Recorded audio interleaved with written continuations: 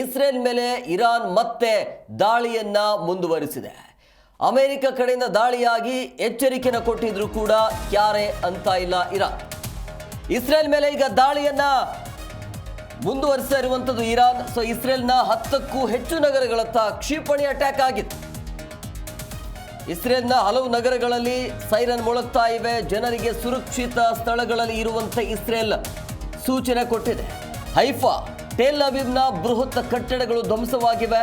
30ಕ್ಕೂ ಹೆಚ್ಚು ಬ್ಯಾಲಿಸ್ಟಿಕ್ ಕ್ಷಿಪಣಿಗಳಿಂದ ದಾಳಿಯಾಗಿದೆ. ದಾಳಿಯ ಭೀತಿ ಈಗ ಎದುರಾಗ್ತಾ ಇದೆ. ಇಸ್ರೇಲ್ನ ವಾಯು ಪ್ರದೇಶಗಳು ಬಂದ್ ಆಗಿವೆ. ಇಸ್ರೇಲ್ ದೇಶದೆಲ್ಲೆಡೆ ಈಗ ತುರ್ತು ಪರಿಸ್ಥಿತಿ ಘೋಷಣೆ ಮಾಡಲಾಗಿದೆ. ಎರಡು ದೇಶಗಳ ಮಧ್ಯೆ ನಡೀತಾ ಇರುವಂತಹ ಯುದ್ಧ ಇದು. ಇದರ ಮಧ್ಯೆ ಅಮೆರಿಕ ಎಂಟ್ರಿ ಕೊಟ್ಟಿರುವಂತಹ ಹಿನ್ನೆಲೆಯಲ್ಲಿ ಘನಘೋರ ಯುದ್ಧ ಆಗುವಂಥ ಎಲ್ಲ ಸಾಧ್ಯತೆ, ಎಲ್ಲ ಲಕ್ಷಣಗಳು ಕಂಡು ಬರ್ತಾ ಇದೆ. ಅಮೆರಿಕ ಅಧಿಕೃತವಾಗಿ ಇಸ್ರೇಲ್ಗೆ ಸಪೋರ್ಟ್ ಮಾಡಿ ಇರಾನ್ ಮೇಲೆ ದಾಳಿ ಮಾಡುತ್ತೆ. ದಾಳಿ ಮಾಡಿ ನೇರವಾಗಿ ಅಮೆರಿಕ ಎಚ್ಚರಿಕೆಯನ್ನು ಕೊಡುತ್ತೆ ಇರಾನ್ಗೆ, ಇದು ಇಷ್ಟಕ್ಕೆ ನಿಲ್ಲಿಸಬೇಕು, ಇಲ್ಲ ಅಂತಂದರೆ ಮತ್ತೆ ಭಯಾನಕ ದಾಳಿಗಳನ್ನು, ದೊಡ್ಡ ಮಟ್ಟದಲ್ಲಿ ದಾಳಿಯನ್ನು ಎದುರಿಸಬೇಕಾಗತ್ತೆ ಅಂತೇಳಿ ಆ ರೀತಿಯ ಎಚ್ಚರಿಕೆ ಕೊಟ್ಟಾದ ಕೆಲವೇ ಕ್ಷಣಗಳಲ್ಲಿ ಮತ್ತೆ ಇರಾನ್ ಕಡೆಯಿಂದ ಇಸ್ರೇಲ್ ಮೇಲೆ ದಾಳಿ ಇದು. ಈ ರೀತಿಯಾಗಿ ಅಟ್ಯಾಕ್ ಆಗ್ತಾ ಇದೆ. ಅಲ್ಲಿ ಕ್ಷಿಪಣಿ ಅಟ್ಯಾಕ್ ಆಗ್ತಾ ಇರುವಂಥದ್ದು. ಹಂಗಾಗಿ ಈ ಎರಡು ದೇಶಗಳ ಮಧ್ಯೆ ನಡೀತಾ ಇರುವಂತಹ ಯುದ್ಧ ಇದೆಯಲ್ಲ, ಯಾರೇ ಬಂದರೂ ಕೂಡ ನಿಲ್ಲುವಂತಹ ಲಕ್ಷಣ ಅಂತೂ ಕಾಣ್ತಾ ಇಲ್ಲ.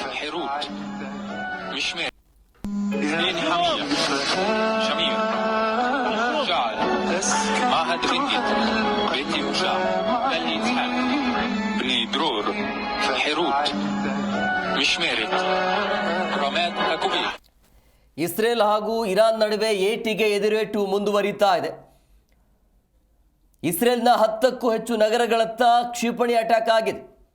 ಇಸ್ರೇಲ್ನ ಹಲವು ನಗರಗಳಲ್ಲಿ ಈಗ ಸೈರನ್ ಮೊಳಗ್ತಾ ಇರುವಂಥದ್ದು, ಅಂದರೆ ಸುರಕ್ಷಿತ ಸ್ಥಳಗಳಲ್ಲಿ ಇರಬೇಕು ಅಂಥೇಳಿ. ದೊಡ್ಡ ದೊಡ್ಡ ಕಟ್ಟಡಗಳನ್ನು ಇರಾನ್ ಟಾರ್ಗೆಟ್ ಮಾಡ್ತಾ ಇದೆ, ಇಸ್ರೇಲ್ ಕೂಡ ಟಾರ್ಗೆಟ್ ಮಾಡ್ತಾ ಇದೆ. ಬಟ್ ಇರಾನ್ ಮೇಲೆ ಎರಡೂ ದೇಶಗಳಿಂದ ಅಟ್ಯಾಕ್ ಆಗ್ತಾ ಇದ್ರೂ ಕೂಡ ಇರಾನ್ ಸೈಲೆಂಟ್ ಆಗ್ತಾ ಇಲ್ಲ. ಇಸ್ರೇಲ್ಗೆ ಅಮೆರಿಕ ಸಪೋರ್ಟ್ ಮಾಡಿ ನೇರವಾಗಿ ಇರಾನ್ಗೆ ಎಚ್ಚರಿಕೆಯನ್ನು ಕೊಡಲಾಗುತ್ತೆ. ಆದರೂ ಕೂಡ ಇಲ್ಲಿ ಇರಾನ್ ಬಗ್ತಾ ಇಲ್ಲ. ಯಾಕೆ ಬಗ್ಬೇಕು ಅಂಥೇಳಿ ಇರಾನ್ ಹೇಳ್ತಾ ಇರುವಂಥದ್ದು. ಬೇರೆ ಬೇರೆ ದೇಶಗಳಿಂದ ದಾಳಿ ಆಗತ್ತೆ ಅಂದರೆ ನಾವು ಕೂತ್ಕೊಂಡು ಸುಮ್ಮನೆ ನೋಡ್ಕೊಂಡಿರ್ಬೇಕಾ ಅನ್ನುವಂಥ ರೀತಿಯಲ್ಲಿ ಈಗ ಇರಾನ್ ಇದೆ. ಬಟ್ ಅಮೆರಿಕ ಎಚ್ಚರಿಕೆ ಕೊಡ್ತಲ್ಲ, ಈಗ ನೀವು ಮತ್ತೆ ದಾಳಿಯನ್ನು ಮುಂದುವರಿಸಿದರೆ ಅದರ ತೀವ್ರತೆಯನ್ನು ನೀವು ಎದುರಿಸಬೇಕಾಗತ್ತೆ ಅಂಥೇಳಿ ಅಮೆರಿಕ ಈಗ ಏನು ಮಾಡುತ್ತೆ, ದಾಳಿಯನ್ನು ಮುಂದುವರಿಸುತ್ತಾ ಹೇಗೆ ಅಂಥೇಳಿ ಖಂಡಿತವಾಗಿಯೂ ಕೂಡ ಅದು ಆಗುವಂಥ ಎಲ್ಲ ಸಾಧ್ಯತೆ ಕಂಡು ಬರ್ತಾ ಇದೆ. ಬಟ್ ಅಲ್ಲಿ ಅಮಾಯಕರು, ನಾಗರಿಕರು ಬಲಿಯಾಗ್ತಿದ್ದಾರೆ. ಇದುವರೆಗೂ ಎರಡೂ ದೇಶಗಳ ಮಧ್ಯೆ ಸಾವಿರಾರು ಜನ ಪ್ರಾಣವನ್ನು ಕಳೆದುಕೊಂಡಿದ್ದಾರೆ. ಸಾವಿರಾರು ಜನ. ಮತ್ತೆ ಇಸ್ರೇಲ್ ಮೇಲೆ ಇರಾನ್ ಕಡೆಯಿಂದ ದಾಳಿ ಮುಂದುವರೆದಿದೆ. ಕ್ಷಿಪಣಿ ದಾಳಿ ಇದು. ದೊಡ್ಡ ದೊಡ್ಡ ಕಟ್ಟಡಗಳು ಟಾರ್ಗೆಟ್ ಆಗಿವೆ. ಹೈಫಾ, ಟೆಲ್ ಅವೀವ್ನ ಬೃಹತ್ ಕಟ್ಟಡಗಳನ್ನು ಧ್ವಂಸ ಮಾಡಲಾಗ್ತಾ ಇದೆ. 30ಕ್ಕೂ ಹೆಚ್ಚು ಬ್ಯಾಲಿಸ್ಟಿಕ್ ಕ್ಷಿಪಣಿಗಳಿಂದ ಆಗಿರುವಂಥ ದಾಳಿ ಇದು. ಈಗ ಇಸ್ರೇಲ್ ದೇಶದೆಲ್ಲೆಡೆ ತುರ್ತು ಪರಿಸ್ಥಿತಿ ಘೋಷಣೆ ಆಗಿದೆ. ಸುರಕ್ಷಿತ ಸ್ಥಳಗಳಲ್ಲಿ ಇರುವಂತೆ ಎರಡು ದೇಶಗಳ ಮಧ್ಯೆ ನಡೀತಾ ಇರುವಂಥ ಯುದ್ಧ ಇದು. ಇಸ್ರೇಲ್ಗೆ ಅಮೆರಿಕ ಸಪೋರ್ಟ್ ಆಯಿತು, ಇರಾನ್ಗೆ ಯಾವೆಲ್ಲ ದೇಶಗಳು ಸಪೋರ್ಟ್ ಕೊಡುತ್ತೆ ಅಂಥೇಳಿ. ಈಗ ಅಮೆರಿಕ ಈ ರೀತಿಯಾಗಿ ಸಪೋರ್ಟ್ ಕೊಟ್ಟಾದ ನಂತರ ಇರಾನ್ಗೂ ಕೂಡ ಕೊಡುತ್ತೆ. ಇರಾನ್ಗೆ ಯಾವ ದೇಶ ಮುಂದೆ ಬರಲ್ಲ ಅಂತಲ್ಲ, ವೇಟ್ ಮಾಡ್ತಿದ್ದಾರೆ. ಈಗ ಅಮೆರಿಕ ಎಂಟ್ರಿ ಕೊಟ್ಟಾದ ನಂತರ ಇಸ್ರೇಲ್ಗೂ ಕೂಡ ಬೇರೆ ಬೇರೆ ದೇಶಗಳಿಗೆ ಸಪೋರ್ಟ್ ಕೊಡುವಂಥ ಸಾಧ್ಯತೆ ಇರುತ್ತೆ. ಹಿಂಗಾದರೆ ಮೂರನೇ ಮಹಾಯುದ್ಧ ಆಗುವಂಥ ಎಲ್ಲ ಲಕ್ಷಣಗಳು ಕಂಡು ಬರ್ತಾ ಇದೆ. ಈ ರೀತಿ ಯುದ್ಧ ಆದಾಗ ಇದರಿಂದ ಆರ್ಥಿಕವಾಗಿ ಎಫೆಕ್ಟ್ ಆಗುತ್ತೆ. ಕೇವಲ ಎರಡು ದೇಶಕ್ಕೆ ಅಷ್ಟೇ ಅಲ್ಲ, ಇಡೀ ವಿಶ್ವಕ್ಕೆ ಕೂಡ. ಯುದ್ಧದಿಂದ ಏನು ಸಾಧನೆ ಮಾಡೋಕ್ಕಾಗೋದಿಲ್ಲ. ಬಟ್ ಅರ್ಥ ಮಾಡ್ಕೊಳ್ಬೇಕು.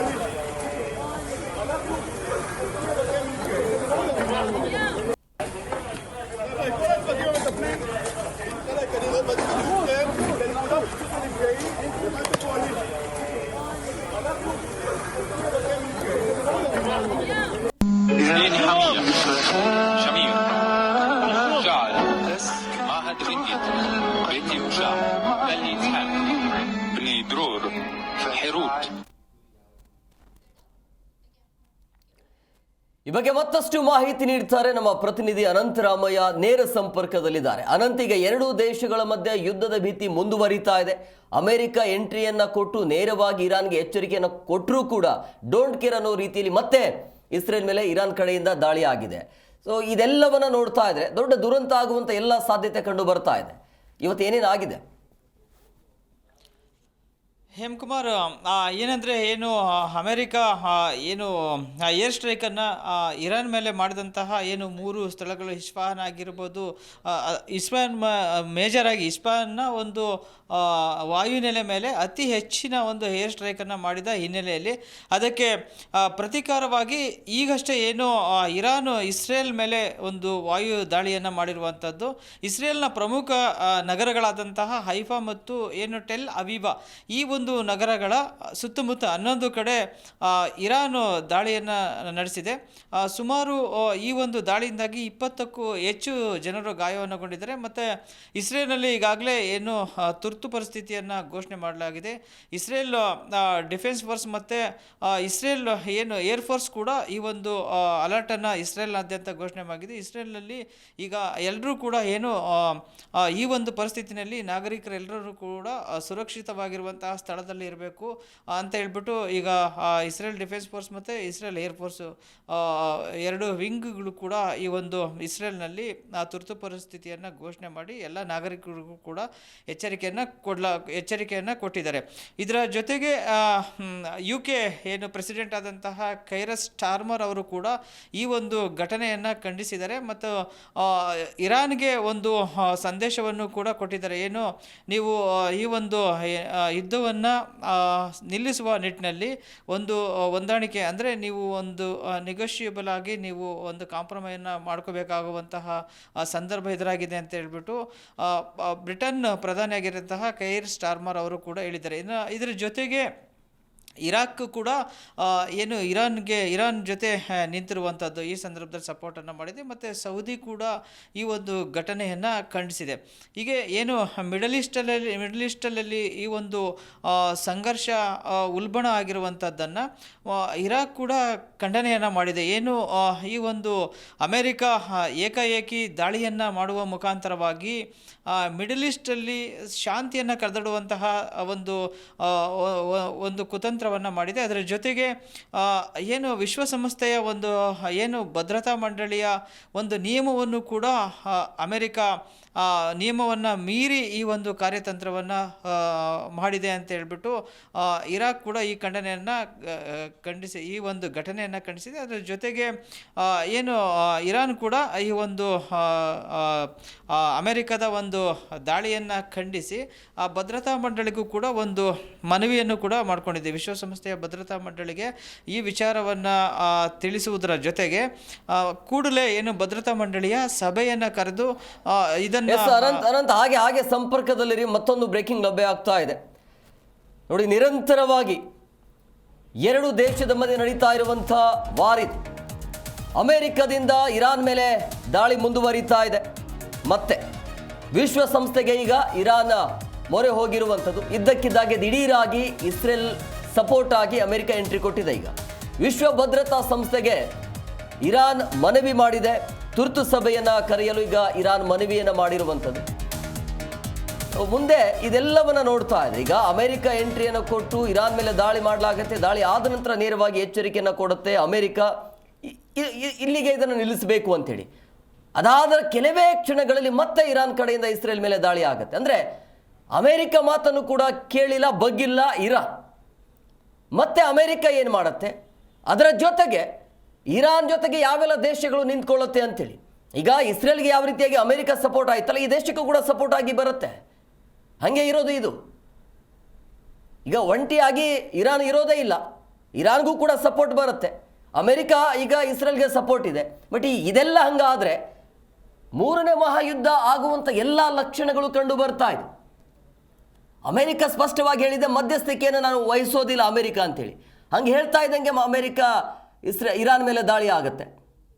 ಈಗ ತುರ್ತು ಸಭೆ ಕರೆಯಲು ಇರಾನ್ ಮನವಿಯನ್ನು ಮಾಡಿರುವಂಥದ್ದು ವಿಶ್ವ ಭದ್ರತಾ ಸಂಸ್ಥೆಗೆ.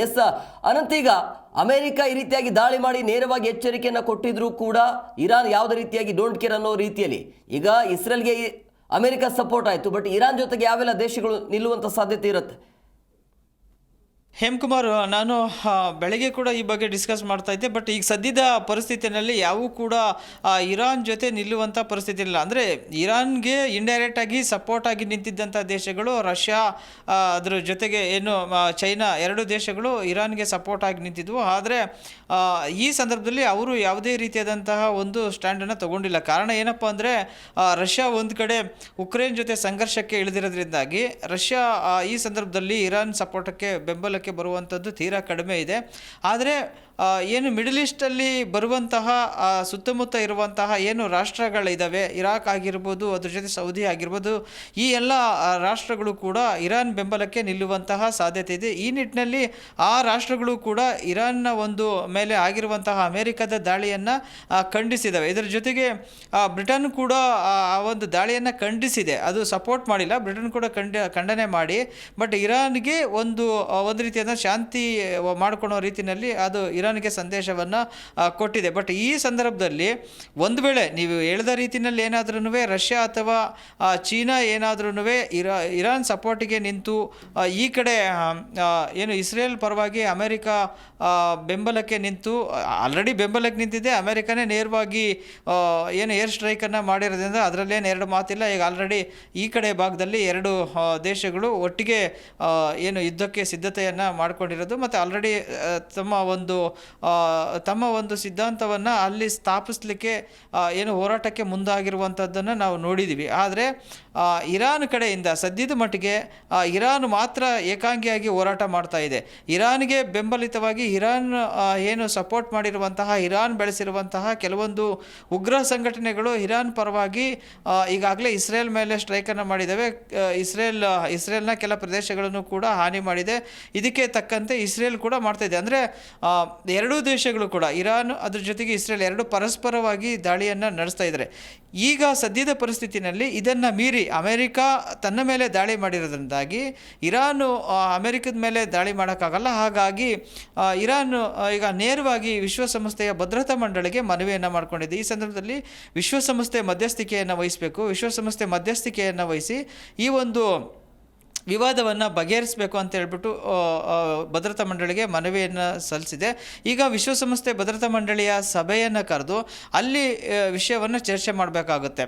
ಈಗ ಭದ್ರತಾ ಮಂಡಳಿಯ ಸಭೆ ಕರೆಯೋದಕ್ಕಿಂತ ಮುಂಚಿತವಾಗಿಯೇ ಕೂಡ ಈ ಒಂದು ಪರಸ್ಪರ ದಾಳಿಗಳು ನಡೀತಾ ಇರೋದ್ರಿಂದಾಗಿ ಇಲ್ಲಿ ಈ ಯುದ್ಧವನ್ನು ನಿಲ್ಲಿಸಿ ಅಥವಾ ಈ ಒಂದು ಸಂಘರ್ಷವನ್ನು ನಿಲ್ಲಿಸಿ ಯಾರೂ ಕೂಡ ಆ ಒಂದು ಮಾತನ್ನು ಕೇಳುವಂತಹ ಮನಸ್ಥಿತಿನಲ್ಲಿ ಈ ಸಂದರ್ಭದಲ್ಲಿ ಇಲ್ಲ. ಇಲ್ಲಿ ಎರಡೂ ದೇಶಗಳು ಪರಸ್ಪರ ಕಂಟಿನ್ಯೂ ಮಾಡಿ. ಓಕೆ, ಎರಡೂ ದೇಶಗಳು ಪರಸ್ಪರ ಅಟ್ಯಾಕನ್ನು ಮಾಡ್ತಿರೋದ್ರಿಂದಾಗಿ ಇಲ್ಲಿ ಸಾಕಷ್ಟು ನಾಗರಿಕರು ಮತ್ತು ಒಂದು ಏನು ಪ್ರತಿಷ್ಠಿತ ನಗರ ಪ್ರದೇಶಗಳು ಸಾಕಷ್ಟು ಹಾನಿಗೊಳಗಾಗಿವೆ. ಎರಡೂ ದೇಶಗಳನ್ನು ಕೂಡ ಸಾಕಷ್ಟು ಹಾನಿಯಾಗಿದೆ. ಆರ್ಥಿಕವಾಗಿ ದೇಶ ಸಂಕಷ್ಟಗಳನ್ನು ಅನುಭವಿಸ್ತಾ ಇದ್ದಾವೆ. ಇದರ ಒಂದು ಎಫೆಕ್ಟು ಇಡೀ ಏನು ಮಧ್ಯ ಏಷ್ಯಾ, ಅದರ ಜೊತೆಗೆ ಪೂರ್ವ ಏಷ್ಯಾ, ಪಾಶ್ಚಿಮಾತ್ಯ ದೇಶಗಳನ್ನು ಕೂಡ ಇದರ ಒಂದು ಎಫೆಕ್ಟ್ ಬೀರಿದೆ. ಕಾರಣ ಏನಪ್ಪ ಅಂದರೆ ಒಂದು ಏನು ಇಸ್ರೇಲ್ ಒಂದು ಮಧ್ಯ ಏಷ್ಯಾದ ಮಿಡಲ್ ಈಸ್ಟ್ ದೇಶಗಳಿಗೆ ನಾವು ಏನು ತೈಲವನ್ನು ಅವಲಂಬನೆ ಮಾಡಿರೋದ್ರಿಂದಾಗಿ ಅದರ ಎಫೆಕ್ಟು ಬೇರೆ ಇತರ ದೇಶಗಳ ಮೇಲೆ ಬೀಳ್ತಾ ಇದೆ. ಜೊತೆಗೆ ನಾವು ಕಳೆದ ಒಂದು ವಾರದಿಂದಲೂ ಕೂಡ ನೋಡ್ತಾ ಇದ್ದವು, ಶೇರ್ ಮಾರ್ಕೆಟ್ ಕೂಡ ಏನು ಏರಿಳಿತವನ್ನು ಕಂಡಿರುವಂಥದ್ದು. ಇದರ ಎಫೆಕ್ಟ್ ಎರಡು ದೇಶಗಳಲ್ಲಿ ಆದ್ರೂ ಕೂಡ ಇದರ ಒಂದು ಪರಿಣಾಮ ಜಗತ್ತಿನ ಹಲವಾರು ರಾಷ್ಟ್ರಗಳ ಮೇಲೆ ಬೀರ್ತಾ ಇದೆ. ಹಾಗಾಗಿ ವಿಶ್ವಸಂಸ್ಥೆ ಈ ಸಂದರ್ಭದಲ್ಲಿ ಮಧ್ಯಪ್ರವೇಶ ಮಾಡಿ ಈ ಒಂದು ಸಂಘರ್ಷಕ್ಕೆ ಅಂತಿಮವಾದಂತಹ ಒಂದು ಎಂಡನ್ನು ಕಡೆಗಣಿಸುವ ನಿಟ್ಟಿನಲ್ಲಿ ತೀರ್ಮಾನವನ್ನು ಕೈಗೊಳ್ಳಬೇಕಾಗಿದೆ. ಹೇಮಕುಮಾರ್, ಗಳ ಕಾಲ ಅಮೆರಿಕ ಹೇಳ್ತಾ ಇರುವಂಥದ್ದು ಬೇಕಾದರೆ ನಾವು ಮಧ್ಯಸ್ಥಿಕೆಯನ್ನು ವಹಿಸ್ತೀವಿ, ಎರಡು ದೇಶಗಳು ಇಲ್ಲಿಗೆ ನಿಲ್ಲಿಸಬೇಕು ಅಂತೇಳಿ. ಬಟ್ ಈಗ ಇದ್ದಕ್ಕಿದ್ದಾಗೆ ಅಮೆರಿಕ ನೇರವಾಗಿ ಎಂಟ್ರಿಯನ್ನು ಕೊಡುತ್ತೆ ಇರಾನ್ ಮೇಲೆ ದಾಳಿಯನ್ನು ಮಾಡೋದಕ್ಕೆ. ಅಮೆರಿಕದ ಉದ್ದೇಶ ಏನು? ಬಟ್ ಈ ಇರಾನ್ ಅಂತೂ ಸುಮ್ಮನೆ ಕೊಡೋದಿಲ್ಲ. ಮತ್ತೊಂದು, ಈಗ ಗೊತ್ತು ಗುರಿ ಇಲ್ಲದೆ ಇರುವಂಥ ದೇಶ ತನ್ನ ಮೇಲೆ ಅಟ್ಯಾಕ್ ಮಾಡಿದಾಗ ಅದನ್ನು ಸಹಿಸಿಕೊಂಡು ಇರಾನ್ ಹೇಗಿರುತ್ತೆ ಅಂತ.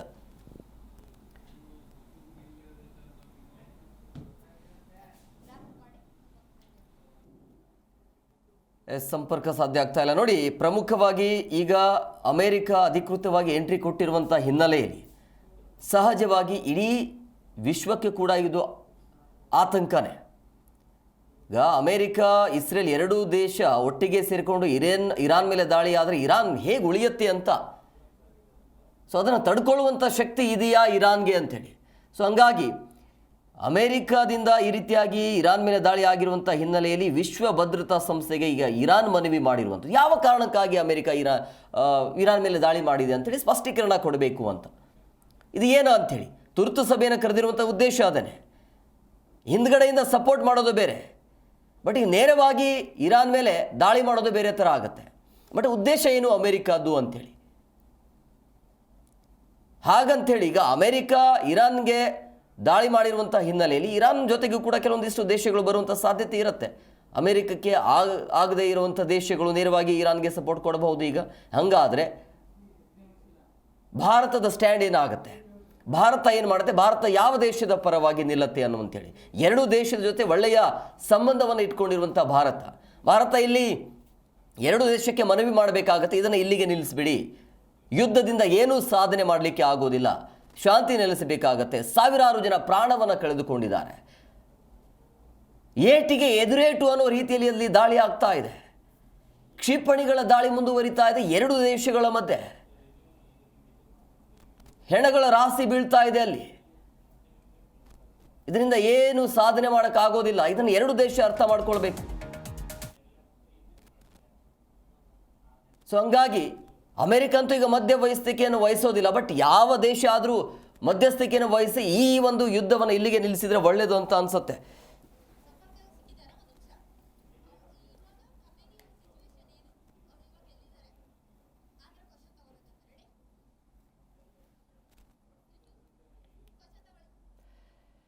ಈ ಬಗ್ಗೆ ಮತ್ತಷ್ಟು ಮಾಹಿತಿ ನೀಡ್ತಾರೆ ನಮ್ಮ ಪ್ರತಿನಿಧಿ ಅನಂತರಾಮಯ್ಯ ನೇರ ಸಂಪರ್ಕದಲ್ಲಿರ್ತಾರೆ. ಅನಂತೀಗ ನೇರವಾಗಿ ಅಮೆರಿಕ ಎಚ್ಚರಿಕೆ ಕೊಟ್ಟಿದ್ದು ಖಮೇನಿ ಅವರಿಗೆ, ಬಟ್ ಈಗ ಖಮೇನಿ ಅವರ ಮುಂದಿನ ನಿರ್ಧಾರ, ಅವರ ಪರಿಸ್ಥಿತಿ ಏನು ಅಂತ ಹೇಳಿ.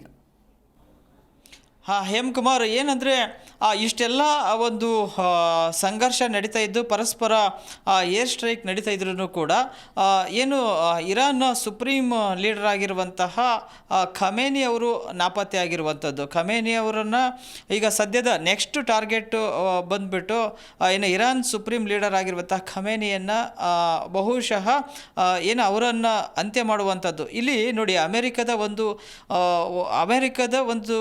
ಅವರ ಒಂದು ಸ್ಟ್ರಾಟಜಿನೇ ಏನಪ್ಪ ಅಂದರೆ ಅವ್ರದ್ದು ಇದು ಪ್ಯೂರ್ಲಿ ಒಂದು ಬಿಸ್ನೆಸ್ ವಿಚಾರವಾಗಿಯೇ ನಡೆಯುವಂಥದ್ದು.